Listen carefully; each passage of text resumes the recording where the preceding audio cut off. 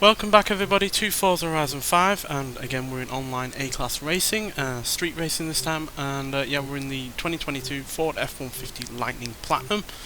Now this is obviously a massive truck, and it still weighs 6,509 pounds, which is granted 561 pounds less than originally, but like, it's still a hell of a lot of weight. But it now has 845 horsepower and 1,163 pounds-feet of torque, which is obviously a massive increase over its original power output. But it's still dual permanent magnetic motors powered by 131 kilowatt-hour batteries. They've just been ramped up, ramped up quite considerably, which is obviously needed because even though the stock car was hardly, awfully slow, it didn't have the highest of top speeds, and yeah, it's by no means the fastest of EVs out there because of the weight and the overall size of the car. So yeah, we've slashed the weight down, we've increased the power in terms of horsepower and torque, and we've done handling upgrades as well to match the increase in speed and acceleration. So yeah, this doesn't always do well on these kind of races, but it's still competitive enough, I feel, especially given its launch and yeah, its general ability to have near instantaneous acceleration whenever you want it, which is always helpful. I do find people don't like people that race AVs on this game though. They seem to be a little bit annoyed by them, it seems. They seem to get into more altercations with an EV than I do any kind of other kind of car, so yeah, which isn't helpful or all that fair, but doesn't stop me enjoy driving them. And I have had some great races in them as well, including this. So yeah, let's see if we can replicate any of that today. Beat a Gallardo, that would be pretty impressive.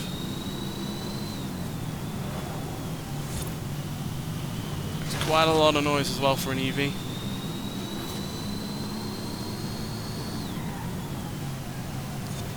Doesn't have the best of brakes though, given how much it weighs.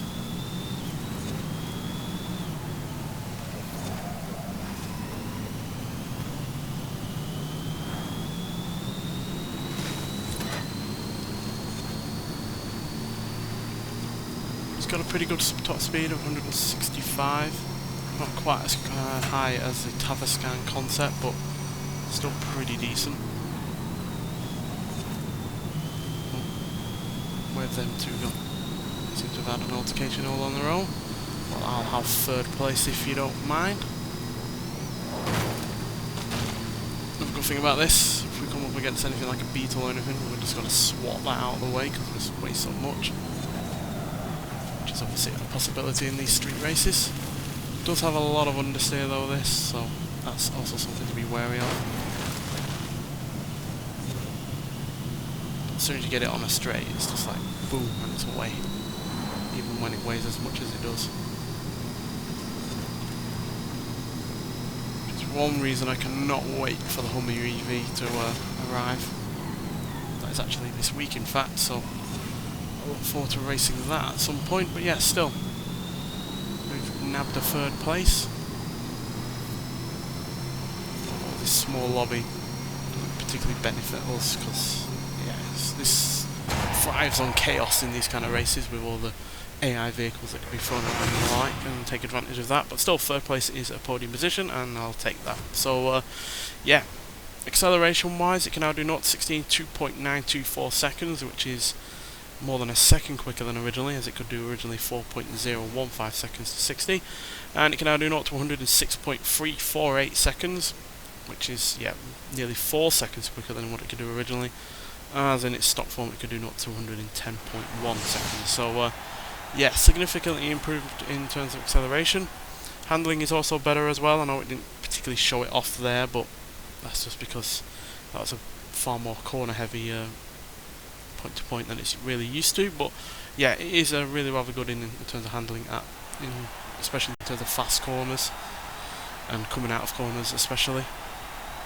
It's just typically going into the slower kind that it's a little bit of an understeer magnet, quite frankly, but that's just something you have to try and get a handle on.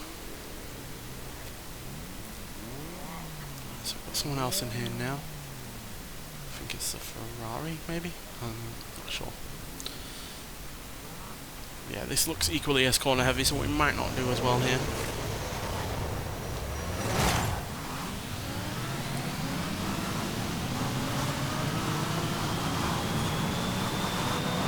Quicker than a Lamborghini to 60.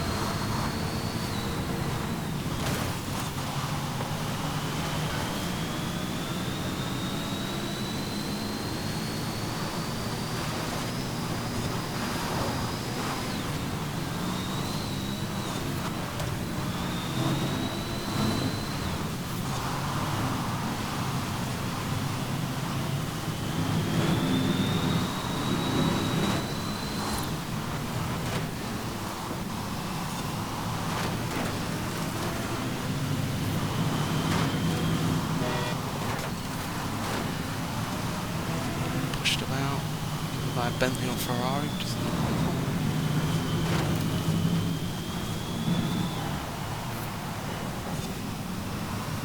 Oh, the Bone Shaker had a massive amount of understeer into a bit of scenery there.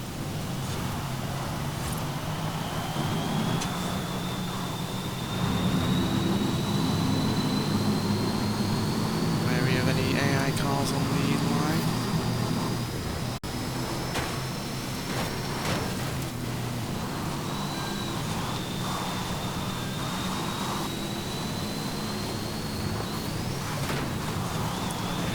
When did he become no longer visible?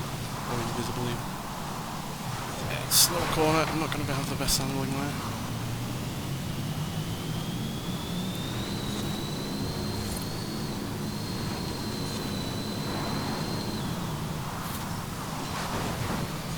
Just really stab on the brakes to get this slowed down.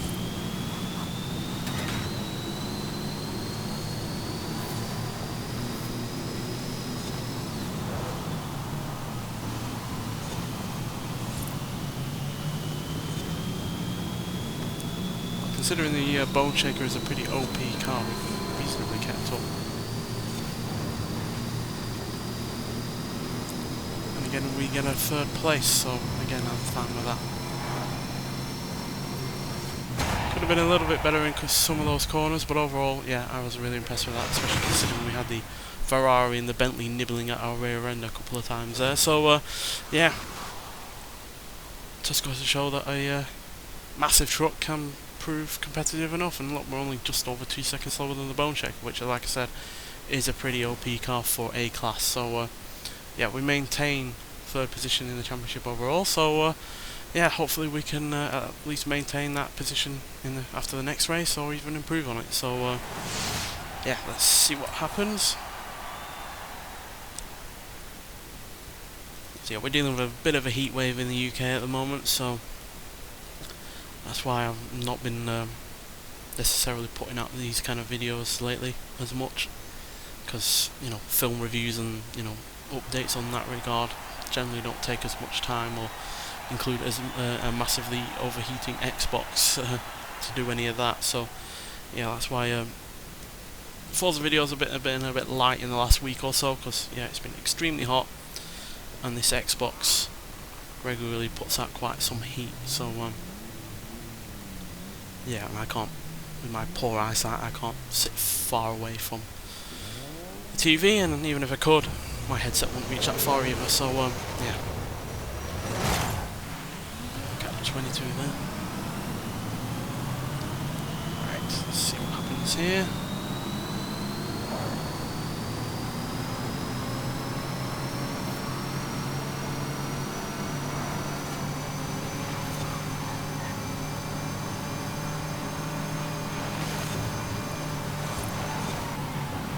It off a bit.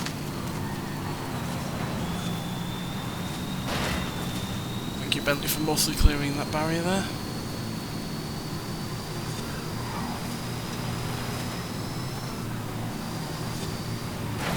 Oh dear. Want to visit the country there.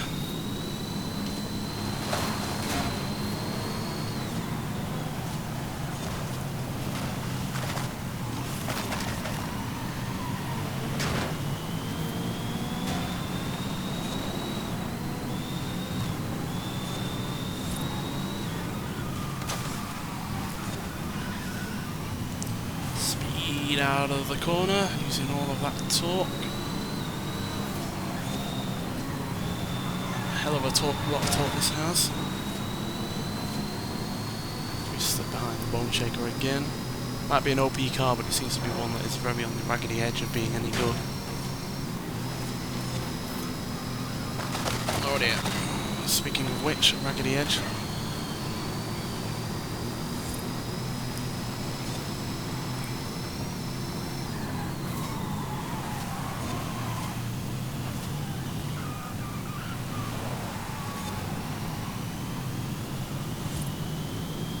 Speed, speed, speed. Not looking like we're going to do as well this time round.